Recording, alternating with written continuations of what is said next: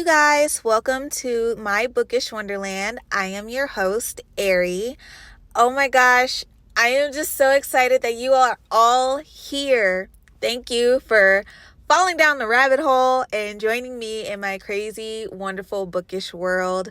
This is my first ever podcast, and I am so excited. It's been a long time coming. It's been something in the works for a while now, and I'm so excited that it is finally here and you guys get to listen to me ramble on about all the bookish things.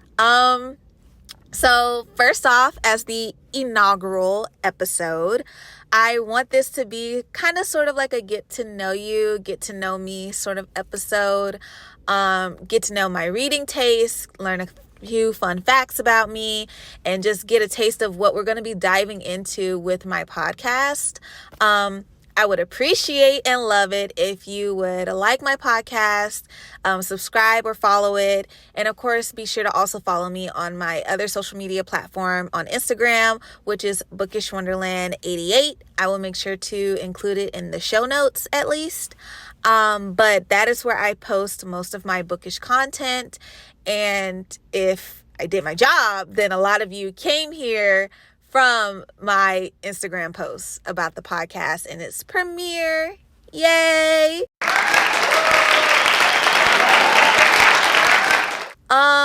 So the thing about my podcast is I am going to ramble and talk about all things bookish.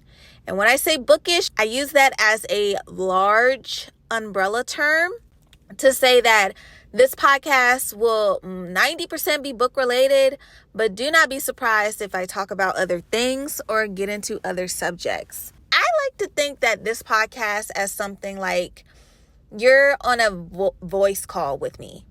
Think of this episode or think of my podcast as you being on a voice call with me. Or I'm in the room with you and we're just hanging out, talking about books, talking about what we've read, what we want to read, some bookish habits of ours, things that tick us off, the bookish community itself, or writing or storytelling or anything related to the sort. First of all, I am a certified book nerd. I have been a reader since I was a young child. Like when I was young, growing up, my parents are the ones who got me into reading. I never not had books in my life, and I can't imagine myself without books. They are my first love.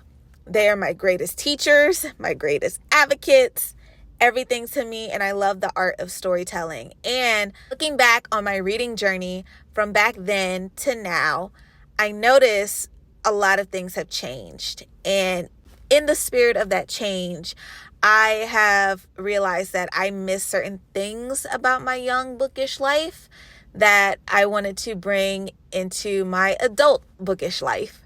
Hence the start of the podcast.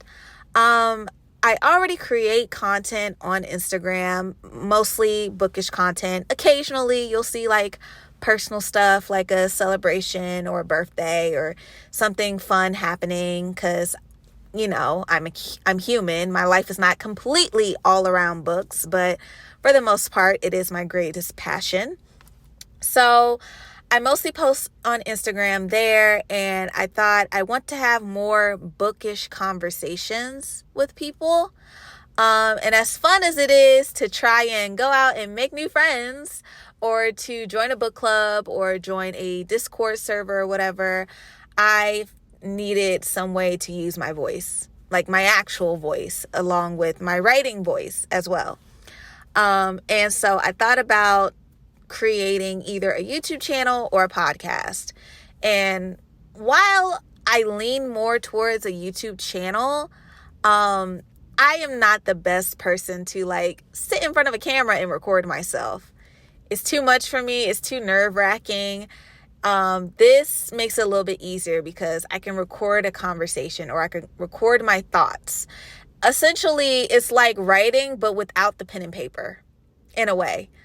I thought this would be a little bit easier and more fun for me and a little bit more convenient because I do have a day job. I do have other responsibilities and social life outside of my bookish life.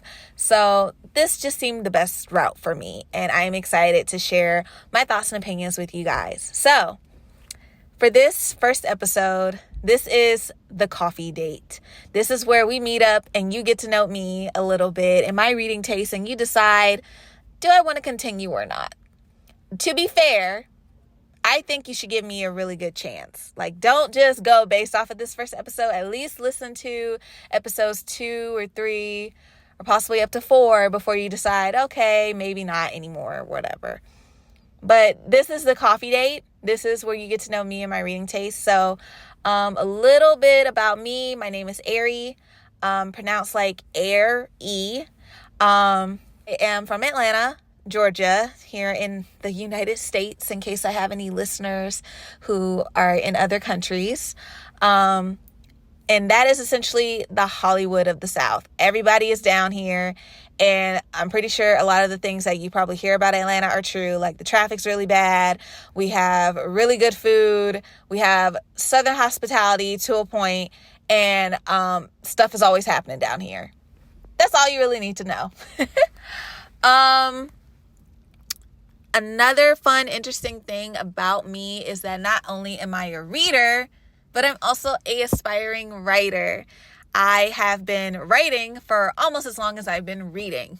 I mostly wrote short stories and poetry in my youth. I did write a novel back when I was like 18, 19 years old. No. Yes, 18. I was around 18 years old when I wrote my first novel. It was never published, and only a handful of people in my life have read it. And since then, it has been sitting on my hard drive, collecting digital dust. No one else has read it, and I don't think I will publish it. I thought about publishing it at one point, but then I was like, no, this is more of a novel that's personal, to just say I could write a novel if I wanted to, kind of novel. But my current works right now, since graduating from college, because when I was in college, I was still writing short stories, poetry, and dabbling in creative nonfiction. But I am currently working on a couple of projects that I've been teetering back and forth between. My biggest project is a Alice in Wonderland retelling, obviously, because that is just the brand here, the Bookish Wonderland brand. But I have been working on that on and off for the past several years. And I want that to get published when it's finally done. When will it be done? I have no idea. But when it is done, that's the book that I kind of want to put out there and see it on the shelves and everything and all the things. So that's another fun fact about me. And in my Bookish Wonderland, we will be doing a few writing episodes. You might even get writing updates from me. And if you want, if I get enough people to say, hey, we want to hear your work, read it to us on the podcast, maybe some of my short stories, maybe some of my poetry, not the novel though. The novel is going to stay secret. Again, only a few handful of people in my life know the true details of this novel. And every time I talk about it, they're like, okay, so it's done. And I'm like, no, it's not. I'm sorry. And then they're like, well, finish it. Okay. So there's that. That's a little bit about me as far as like my personality and some like basic get to know me things. Now for my bookish tastes, one thing for sure, besides hearing about bookish habits and book trends and book drama and all those things, you will occasionally hear book reviews from me. So it's good to know exactly what genres you're going to hear from me. I am a huge, huge fantasy lover. A lot of the books I read is going to be fantasy, and it varies. It could be high fantasy, it could be urban fantasy, it could be cozy fantasy. Sometimes I'll even pick up romantasy every now and then. I know romantasy is more so considered romance than fantasy, but it takes place in the fantasy world, so technically I'm considering it fantasy. Technically, but not really. So I mostly read fantasy. I do love to read mangas, and manhwas. Manga is Japanese comics, graphic novels, and manhwa is usually Korean or Chinese graphic novels. And I tend to read those a lot, especially if I'm ever in a reading slump. Like if I'm in a reading slump and I want to read something, but I can't find anything good or a good novel to grip me, then I will just binge read a manga series or a webcomic or a manhwa or something until I am out of that slump and ready to pick up a real novel again. And I'm also a huge anime nerd. That's another little fact about me as well. I love to watch anime. So I will be reading manga series and manhwa series a lot. And I will talk about them a lot. So fantasy, manga, and graphic novels. We're just going to say that as a umbrella term as well. I occasionally read thrillers. Thrillers and mysteries is a genre that I didn't read too much, but I'm starting to get into, especially over the past couple of years. And they're another good, quick genre for me to read to try and get out of a slump. So I will occasionally read those, but again, not all the time. I love literary fiction. I love contemporary fiction. And I love contemporary romance, but I don't read romance that often. Usually when I'm reading a romance, it's because it's a manga or graphic novel, and it's in the romance genre. But I don't read a lot of romance novels. That's also something that's been a little new to me recently. I've only gotten into romance novels this past year, so I haven't read as much. Usually when I read romance, it's a subplot, or again, it's part of like a fantasy or something, or a romantasy. And there's the rare occasions where I'll read like anything nonfiction, self-help, a memoir, a book on spirituality, a book on dating and relationships. And usually I pick up those books to educate myself, or if I'm trying to better myself in some way. So I will occasionally talk about those books, especially if it had an impact on me. But those aren't books that you're going to hear a lot about from me. So those are all the genres that I tend to gravitate towards. So if I read a book, it's going to more than likely be in the realm of those genres. I will occasionally try something new, but that will be a very rare occasion. Books that I don't read or I don't gravitate towards, I don't read a lot of science fiction. I found science fiction a little bit hard for me to get into. Now that I'm older. When I was younger, I loved reading science fiction. And I even loved reading dystopian when I was younger. But now that I'm older, it's not really something that I gravitate towards. I would like to give it a try again and possibly read some science fiction or dystopian novels, especially in the more adult setting. Because when I was younger, I used to read them mostly in the YA, young adult setting. But I'm not sure about that. And then the final thing that I really don't read is spicy books. A lot of people who are in the book community know what spice means. If you are new and don't know what that means, it's usually the fun, smutty books, the fun, sexy books. I don't read a lot of those. Occasionally, and I found this especially this year, I'll pick up a romance book that might have a cute plot or like a really good storyline or something. But of course, there is a spice scene or two in it, or some spicy language in it. And usually when that happens, I either skim it or I give up on the book and move on to something else.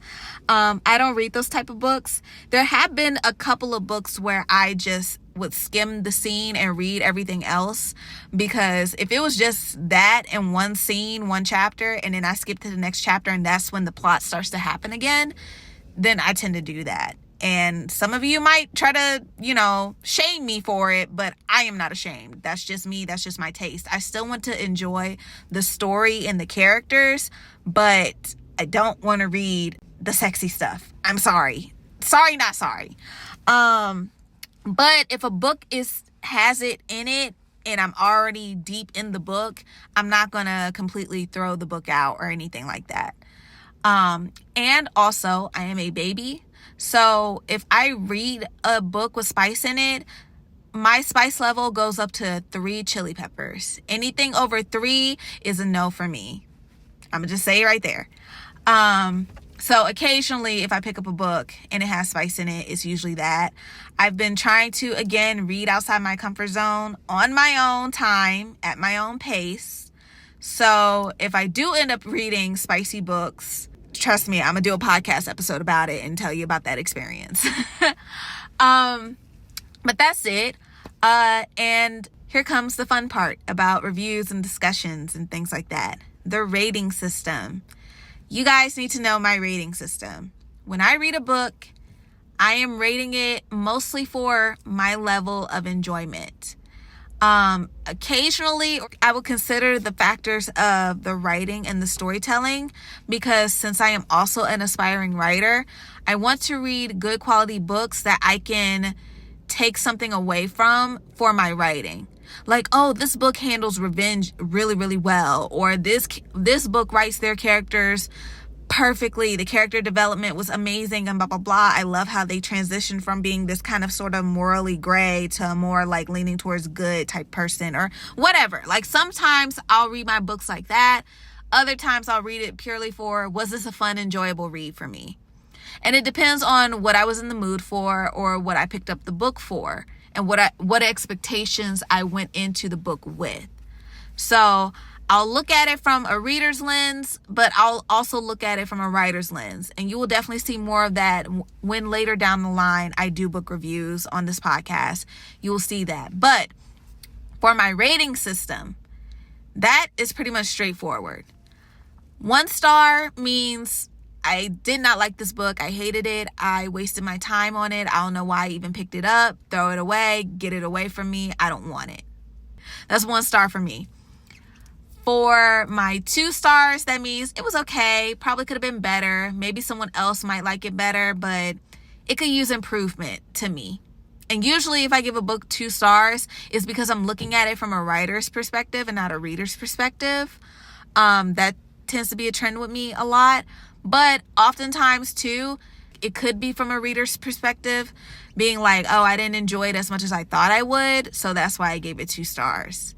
3 stars means that I liked it, I enjoyed it, it was good to me, I had a good time with it. 4 stars means I loved it, oh my gosh, I need other people to read it, or whatever. And then if it ends up being 5 stars, that means I am completely obsessed with it. I want to meet the author. I want their autograph. I want to tattoo my favorite quotes from that book onto my body, onto my skin. Like this book is now a part of me, or it has influenced me in such a great way that it has shaped my being from that moment forward. That's a 5-star book for me.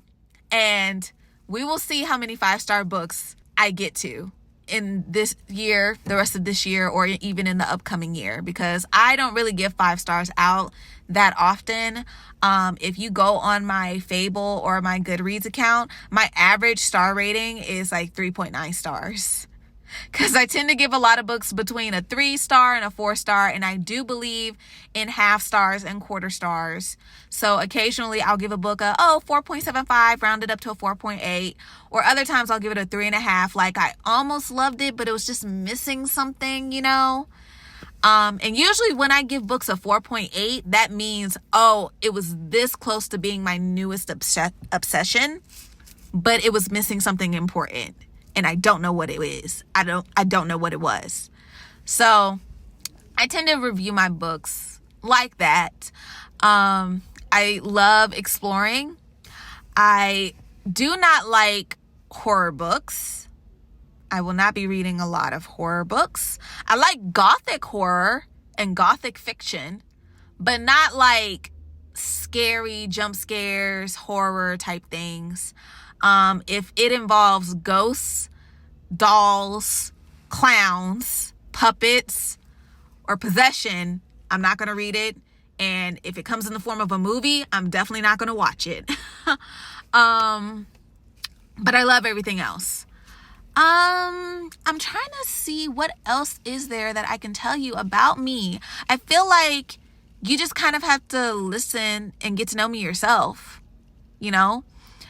I will say this. I will give a little fun little anecdote story of how I got into reading the books that I read today. So when I was young, again, my parents got me into reading, and they used to give me a lot of books that featured two things. One was a lot of books on civil rights, Black history, African American history. I had to know the important civil rights figures. I had trading cards, I had books, I had all the things. I either read those books, or I read a lot of books where, you know, it was a Black girl trying to be comfortable in her own skin, or it was a Black girl struggling with her friend group. They're not friends anymore and they were childhood friends, or teen pregnancy, or things like that. Like the typical, stereotypical type stories that at one point in my life, I was kind of just like, I don't want to read this anymore. Like there has to be more to us, especially us people of color, than just the tragic history and the sad stuff all the time. And so when I was young, I will tell y'all one day the story of how I got into Alice in Wonderland and how that changed my life. But just know that Alice in Wonderland was my first ever fantasy book, and was my first ever book that wasn't school required, that also did not have anything that my parents usually gave me. Like it was completely different. Like I was like, interesting. So there are other genres of books out there. I didn't even know that. So Alice in Wonderland was my first fantasy story. I loved it so much that it essentially became a part of my being, hence why Aries Bookish Wonderland exists. I have like multiple copies of Alice in my home, along with Alice Funko Pops and other things. Like it's just my most favorite book in the world, and I love anything Alice in Wonderland related. I love Alice in Wonderland retellings, which I can do a whole episode on. Oh my gosh. I love the Alice in Wonderland movies, including the Tim Burton one and including the sequel, even though it wasn't as good. And we don't have to talk about that one. But yeah, I discovered Alice in Wonderland, and from there I discovered more fantasy worlds. I discovered the popular series by the author that we're not going to talk about. We're not giving her any more airtime at all, but just know I did read that popular series about the boy with the glasses who goes to a wizarding school when I was young, when I was very, very young. And then the older I got, I discovered YA. I discovered angels and vampires and werewolves and all the fun paranormal things. And I was like, ooh, yes, give me more. And then from there, I transitioned from YA paranormal fiction to YA contemporary fiction. And of course, when I became a late teenager, meaning when I was like between the ages of 17 and 19, I discovered finally the stories that I needed as a kid. So the fantasy stories with characters who look like me, who not only were saving the world, but also falling in love and enjoying their life and learning from their mistakes and becoming grown-ups and going off to college and having experiences that I can kind of relate to, but also open my eyes to. Like, there is more to us than this. And of course, when I decided that I wanted to be a writer, I decided to be a writer because of that as well. Like, there's more to us than this. There are more stories out there than anyone can ever comprehend or can ever imagine. And not just from people of color, people of different religions, different cultures, from different countries. Like, I think that's why I tend to gravitate towards stories with people who don't look like me a lot, is because I'm trying to expand my worldview from the world that I know, even if it's in a fantasy setting, okay? Because there's some really, really good fantasy books written by like Asian authors and South Asian authors that, like, if I had these when I was a kid, it would have blew my mind. Like, I would have been like, how can I ever become anything like this ever? I want to so bad. So I do read widely. I do read diversely, and I'm a huge advocate for diverse books. So you will hear a lot of diverse titles from me. And then I'm also open to suggestions. I'm also open to feedback. So if you have books that you think I should read, let me know. But you can also follow me again on Instagram. You can follow me on Fable if you have Fable, and on Goodreads, but I don't really use my Goodreads all that often, so I'm not on it as much. But if you want to follow me there because that's the only bookish social media platform you have, then go ahead. I will try and put that information down in the show notes, or at least somewhere where you can find it. But that's all I really have. Again, this is supposed to be an intro episode because you have fallen down the rabbit hole and now you're about to get into the craziness that is my Bookish Wonderland. I am your host, Ari. Thank you so much for listening to me ramble. Be sure to check in every week for a new episode, and I will see you soon. Bye.